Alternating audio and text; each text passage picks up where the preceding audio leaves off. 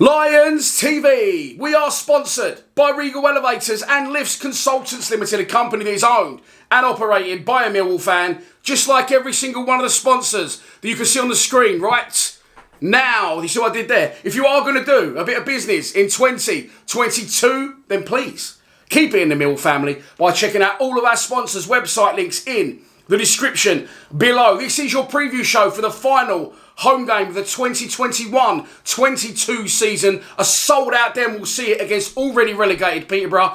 We need results to go our way on Friday night to be in with a chance, a very slim chance at that, of still making the playoffs. As always, let's start out with the starting 11 that the gaffer might pick to get the job done.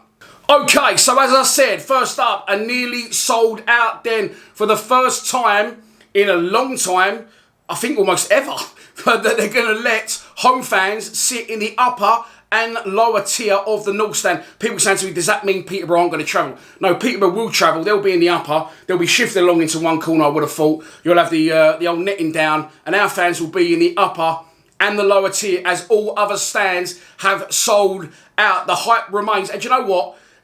Now with Blackburn winning the week 4-1 away at Preston and Middlesbrough winning 2-0 last night at home to Cardiff, it does look like a push. However, I never dreamt we'd be in this position, and we fully should be behind the players down there to give them one last send-off for the amazing run. And the fact that we're still in the hunt at this point, as I'm filming on Thursday, that could all be over by tomorrow night, of course, which is Queen's Park Rangers against Sheffield United. We need QPR to get something out of that game to still be in with a shot. Yes, it's a long shot, but you're telling me there's a chance. So it could still happen. The team he will go with, we found out in the week that Daniel Ballard will miss the last 2 games. I put this out as well, but I didn't say Daniel Ballard's going to miss the rest of the season. I said the final 2 league games in hope of he may well come back for the playoffs if we should make it. But as we know, as I said, it's quite a long shot now with them results not going our way in midweek. So Ballard will be out, which means someone's got to come in at centre-back. Now, I'm guessing that will be either George Evans or Ryan Leonard. I don't rate Evans as a midfielder. I think he's better as a centre-back. I actually remember him quite liking him when he first came to the club, when he played as a centre-back. But I'd rather go with Ryan Leonard in there. He showed he's more than capable games last season. He played really well, didn't he, at centre-back at times? Almost looked better there than he did in central midfield. So Lenny's available. He'll come back in. I think Keithdenbeld will go back out. And Mitchell will come back in. Again, not happy with that decision at all. I understand that he wanted to go with experience, but don't try and fix what's not broken. That sentence didn't sound right, but I think it was. Gary Rowett's come out and said, he just felt Billy needed the rest. Then rest him against Peterborough. Get points on the board against Birmingham in a harder game. And on paper, no disrespect to Peterborough, already relegated, which we'll cover in a minute. Drop Billy out then if need be, but surely he could have left him in for that last push. And I think on the back of the point at Brum, not a great performance, especially from Keithdenbeld, who plays in, not digging him out, but he plays in Billy's position.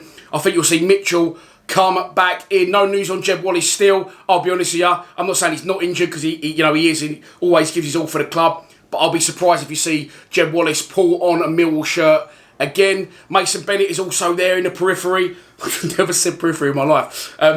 Could be wrong, but anyway, we're going with it. I'll dig the thesaurus out later. Mason Bennett around it again. Tyler Bury on the bench. Ollie Burke scoring a goal again. So decisions to be made. Afobe and Bradshaw have got that decent partnership. So there is a decision to be made there from the gaffer. But Mason Bennett, honestly, we always knew he was good, but he couldn't stay fit. But he's got even better, which is even now more frustrating, that he can't stay fit and set up the goal, didn't he? Brilliant crossing on his left foot, composed, didn't panic, bided his time, switched it back onto his left for the cross, which Danny Mack brilliantly headed back across into the path of Ollie Burke. So decisions to be made for the gaffer, but as I always say, not bad decisions to have to make. He's going to have to leave some people out and they're not going to be happy, but he will go with what he thinks he should. Do I think he'll drop to a back 4? Because obviously there's no Scott Malone, which means Murray Wallace is left back. No, I don't think he will. I think he'll stick 3 at the back, and I think he'll bring Leonard in, Mitchell in, and it's going to be a toss-up between Burke and Bennett. I think he'll play Afobe and Bradshaw. I don't know. It's a difficult one. I like it when Bury plays and he drops a little bit deeper. West Ham target Tyler Bury, that is. If you've seen already today, the Den Daily, if you haven't checked it out, it went out earlier today.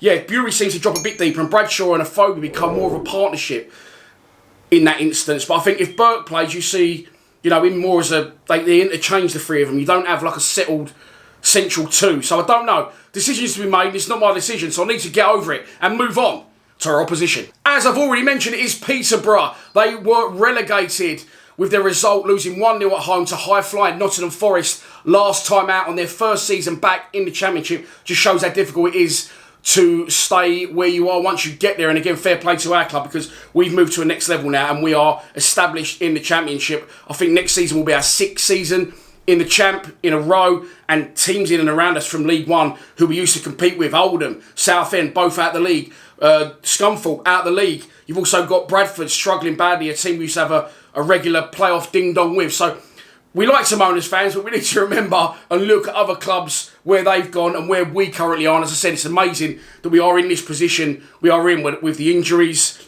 with the manager at times, and of course the budget that we've got in this division, one of the lowest by far. So I expect us to win the game against Peterborough. I haven't covered Peterborough yet. I was just talking about them and where they are as a club. As I said, they've gone back down. In their last 5 games, they haven't done too bad. They drew 2 and won 2. They won back-to-back games before facing Nottingham Forest, but it was a challenge and a little bit of a long stretch for them to catch Paul Ince's Reading, which they haven't done. So they'll be coming to the Den with nothing to play for, already relegated, and a carnival atmosphere at the Den, and an intense atmosphere if, as I've already mentioned, results go our way on Friday night. If Sheffield United beat QPR, if you don't know, then that's it, game over. We need Queen's Park Rangers to get something out of that game, either a win, brilliant, a point will mean if we beat Peterborough, and we have to beat Peterborough regardless, that will take it to the last day down at the Vitality Stadium at Bournemouth. So this is a pre-match prediction show. Let's move on to it. Here we go. I am going to go for a 2-0 Millwall win. Jake Cooper and Ollie Burke to continue his good run of form and goals. I am also going to say that Queen's Park Rangers are going to get a point at home to Sheffield United 1-1, which will mean it will go down to the final day, and they'll...